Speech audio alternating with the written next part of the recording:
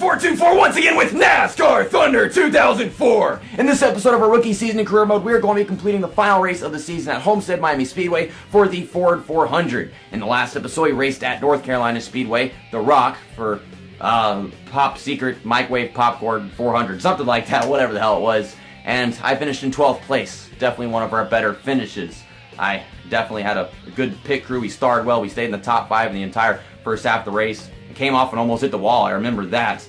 And then somehow I was able to make up a few passes as I was getting through the field. And Tony Stewart, for a second, I thought he was going to finish really badly, but he managed to finish right behind Dale Earnhardt Jr. Dale Earnhardt Jr. closing the points lead a little bit, but going into this race, he is still 61 points behind. I'm trying to click the X button way too quickly. I'm going into statistics and stuff, but I think it was Jeff Gordon that won at North Carolina. And that was his, fourth win of the season. Going into this one, we are in 23rd place. A good 68 points behind Ricky Craven, I think that is. 68 points is not that easy to make up in one race. He'd have to get a DNF, and I think the best I could probably finish is like 15th.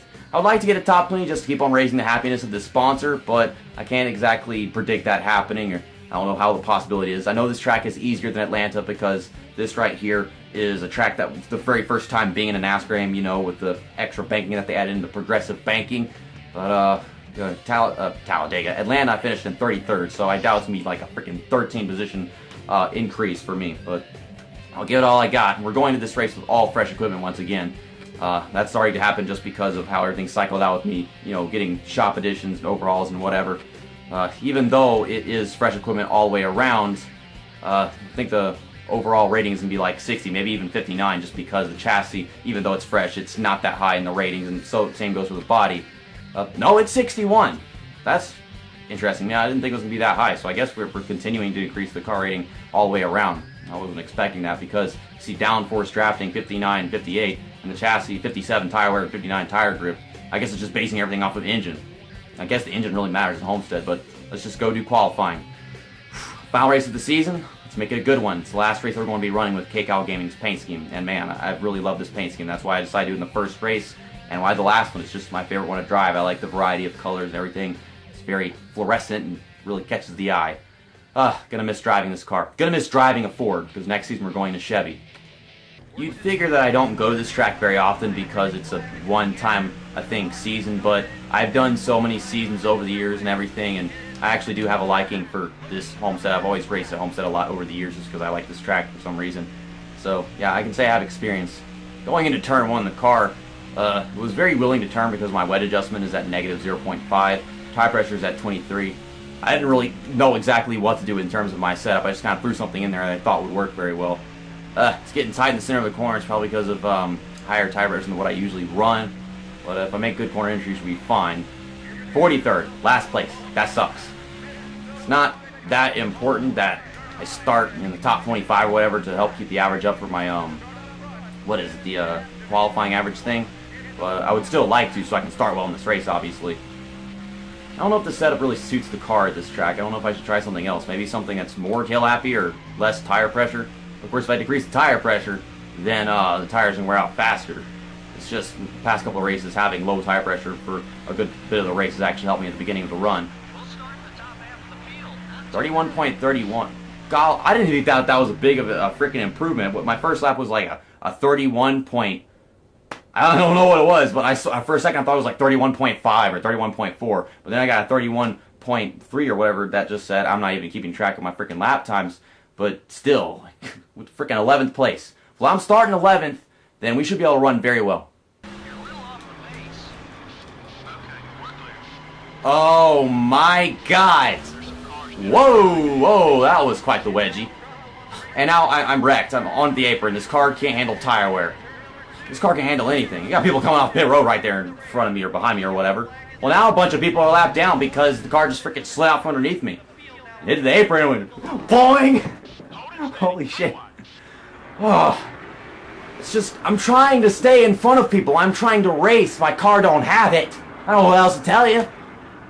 It's like NASCAR 2005, except, you know, I should be able to handle it because this game is like way better than NASCAR 2005 whenever it comes to tire wear. Well, I don't know how many of those people were, you know, getting a lap down or whatever, how many positions I'm able to keep because of this happening during pit stops. I wanted to wait until at least lap 13, the halfway point of the race. Got a bunch of people heading down pit road. I don't think I obtained too much damage from that wreck. I mean, nothing's all been out of shape. We got any no big old freaking holes and gashes in the car, so that's good. Okay, we're gonna do that.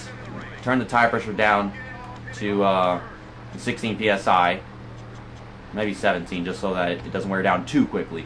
Because the whole wedge thing had me spinning sideways and shit. I want this car to have some really good handling on fresh tires, and once we get into the race, it'll start to spread out, and all I gotta do is make sure I block people going into corners, which is tough on really worn tires caused by low tire pressure. But if I hit the brakes enough, I can, just back them up into a corner. Told them not to repair damage because I'll probably waste a bunch of time. 16.6 seconds, that's a good pit stop. Everybody's beating me out pit road. You gotta get the speed, man. Okie dokie then. So maybe a bunch of people still have to take pit stops under the green flag because that happened at Charlotte. I feel like some of this shit I can't stop. We're in 27, so I actually gained 3 positions during my pit stop. That surprises me. And Matt Kenseth is behind me again. Oh my god, this car sucks at getting going on restarts, starts, everything. We got fresh tires. We'll get going. We'll catch them. And we'll have some of that pit stop nonsense, hopefully. I'll get that top 20. I feel like I'm cheating, but I'm not trying to cheat. I'm doing everything I can not to cheat. I'm doing everything I can to race a nice, civilized, beautiful, respectable race. As I drive off into the grass like a freaking hypocrite. Okay, we'll catch back up to him. Got really good grip right now. Want to make it last. Oh my god, you guys behind me are so fast. Jeff Gordon's going to finish like shit in this freaking race, so that sucks. Okay, diving into turn 1. I can't drive this track the way I want to with you guys just harassing me all over my back bumper right now. I'm trying to hold up Jeff Gordon and Matt Kenseth. I just want to catch these guys in front of me and leave you guys behind, but I can't have everything I want in life. Just throw it into 3. Hold the brakes long enough. We can keep it to the bottom. I'm not used to driving this race car. I'm not used to this kind of grip. It's not fishtailing anymore into a corner. Instead, it's just keeping grip. But, this is actually tearing off a bunch of speed, as if I hadn't lost enough. Why can't I just catch these guys in front of me? That's wearing down the tires faster. I'm trying. I'm giving it everything I got. This race is actually counting down its laps faster than I thought it would, because we skipped a bunch of laps under that caution. I ain't got anything! I want so much, but I have nothing. It's not that important that I get a top 20 in this race, but I'd really like to. I'm still gonna try. I'm still gonna race my fucking heart out. Damn it. We're catching him. I got the draft. Please help me draft. That's what I've been needing. You guys pull away at the frickin' restart, so I have no draft to begin with. Check out that straightaway speed, but the draft doesn't help me enough. Okay. Park the bus. Park the bus. Get off the bus, children. School's over. That's actually an interesting segment because these videos come out at the end of school. God dang it. Gotta let by every single driver that started behind me. Now, what happened to those other guys behind me? There's still people behind me, but they're big old gaps, so I don't know what happened to them. Okay, now that we're in the draft, we can actually make up positions. Man, golly, I just freaking passed 3 cars back right there. 6 more passes. Hey, Greg Biffle, I didn't know you were going to be there. 5 to go, or 6 to go. I don't know how to count. We haven't complete lap 21, so it's 6 to go. I'm going to say 5 to go, because 26 minus 21, the whole thing, but yeah, you can't count the 21 part. Okay, we got the draft. It makes things easier. Jeff Gordon's just flying through the field. I just ruined his race.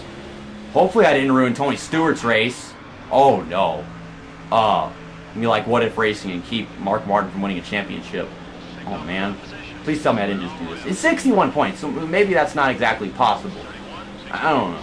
I mean, I think I'd hurt both of them if it did happen at all. I mean, I didn't see Tony Stewart back here. I didn't see Delenar Jr. back here, so they're probably both up front somewhere. Okay, 5 more passes. I've got the time to do it. And these are all loser drivers. You got, Steve Park, and then the freaking Kevin Grubb, Ken Schrader, Harry Labonte. I hate to call some of these drivers loser drivers, but still, you get the point. Like, they always lose. They always finish badly, so that's what I call them loser drivers. I don't take the time to think of something more creative because I gotta focus. Okie doke. 3 more passes. Got this. Got this. I'm gonna pass Jeff Gordon back because he's getting held up by the loser drivers. Oh, goodness, tight through the corner. I think it was actually a good idea to choose low tire pressure because our second run is shorter because we skipped laps under the caution.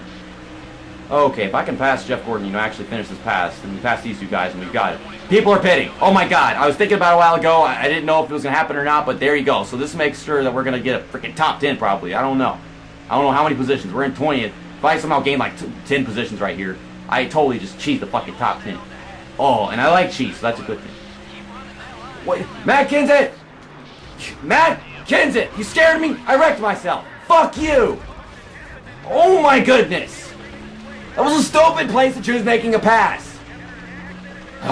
Why did I try blocking him? Why didn't I just get out of his freaking way? Damaged the back of my car. This race is going to end under caution probably. I have to use this car at Daytona. Why is everybody driving so slow over here? This is the most biggest fucking shit show for a final race of the season. What? Probably still going to finish right where I did last time. I think those guys just ran out of gas because they decided not to pit. And they couldn't pit because I just messed it up by bringing out that caution. Freaking Matt Kenseth was trying to pass me. I was like, no, I don't want you to pass me. Don't try passing right there. It's a bad idea. And the fact that I try stopping someone from executing a bad idea causes me to wreck myself. Why do I try making the world a better place? Yep, it ends under caution. I'm going to finish extremely well. I'm trying to think of a driver. Who does that shit? A driver that means well and they pretend like they do, but they actually don't. Dale Jarrett wins. I finished in 12th. We ended off the season with a bang. Multiple bangs. And a wedgie, so at least I'm able to pay for my actions. Just like don't have any control of this shit. First I spun the race car just before pit stops. That was on me, and how loose the car was, and I guess I should have just went with the whole freaking low PSI 0.0 wedge setup the entire race. It's only a short run car whenever I do that. It seemed to be working just fine whenever we had after our first pit stop, or our only pit stop. After the pit stop was taken, we came to that restart, we got going, we were passing cars and shit. And then you freaking crap with Matt Kenseth. That was my fault, but I wanted to stop Matt Kenseth from doing that because he shouldn't have been making a pass like that. That's ridiculous. I don't know what judges who can make a pass like that or not, but I didn't feel comfortable with it. Don't make me feel uncomfortable. That's not good. We got 4 races left until the engine hoist arrives, and yeah, we've still got 1 race left to repair our chassis, then our engine, and our body. And golly, of course, the freaking condition went all the way down to 93%. And I got to use this car whenever we go to the shootout and the Daytona 500. Because at the shootout, you don't actually use up the equipment. You use it, but it doesn't really take any damage, no matter what you do. You could just blow the car up with a freaking nuclear bomb, and it's still 93 condition, apparently. Well, yeah, let's just look over using at the shootout in the Daytona 500. 56 tire grip, 53 tire wear, engine, 58, 53 efficiency. I mean, 58 is still good. Maybe the average would be like 57 or 58%, which is still probably better than what we did at Talladega. I'm not sure. I don't remember what the car rating was at Talladega. But you know, whenever we went to Talladega, if it's a similar car rating, I think we finished in that race at like 6th place, was it? So we should be able to get a top 10 in the Daytona 500. Freaking shootout, pit strategy doesn't really work. I don't know, like, you have to have a 4-tire pit stop or something like that, whatever it is. I don't know if it's a 4-tire pit stop or 2-tire pit stop, but yeah, strategy might not be that much of a thing in the shootout. Probably gonna finish like shit, but at least we'll be able to participate in it. And of course, sponsorship. 58 happiness from UAW, secondary 84 happiness for Motorola, and our associate Academy Sports and Outdoors 74 happiness. Well, we made happiness good for UAW. Happiness straight from the bottle. Yeah, I was really taking a lot of shots. I don't mean like shotgun shots. I was taking like shot glass shots going to that race. That's what my performance was. So yeah, before all this stuff came up, I saw who retired and everything. Mike Skinner retired, and Brett Bodine did, but no one's replacing them. Kevin LePage retired, and they've got Stanton Barrett replacing him. So no more Kevin LePage. No more LePaging the field. If anybody's going to do it, it's probably me, because I'm stupid. This paint scheme he's right here, we're going to be using in the shootout only. It's a special paint scheme made by What If Racing, so I want to give a shout out to him. Thank you. And as far as the point standings go, I don't think it's going to let us see where we finish the point standings until after the first race of the season, because, yeah, like, season has not begun yet, so apparently that means I can't even check out my statistics. You see right there, it says Stanton Barrett 57 car, though. Yeah, we'll find out where I finished in the first season in the next episode, whenever we complete the shootout, whenever it actually lets us see statistics. I don't know if it's going to let us see the season standings after the shootout or not, but you get the point. I ran a really good first season nonetheless, no matter where it is that we actually finished. I'm pretty sure we got either like 22nd, at least 23rd, because we finished ahead of all the people that were behind us probably. But yeah, we ran a good first season. So let's go to the second season with our UAW Chevrolet and all these new paint schemes from the paint scheme contest.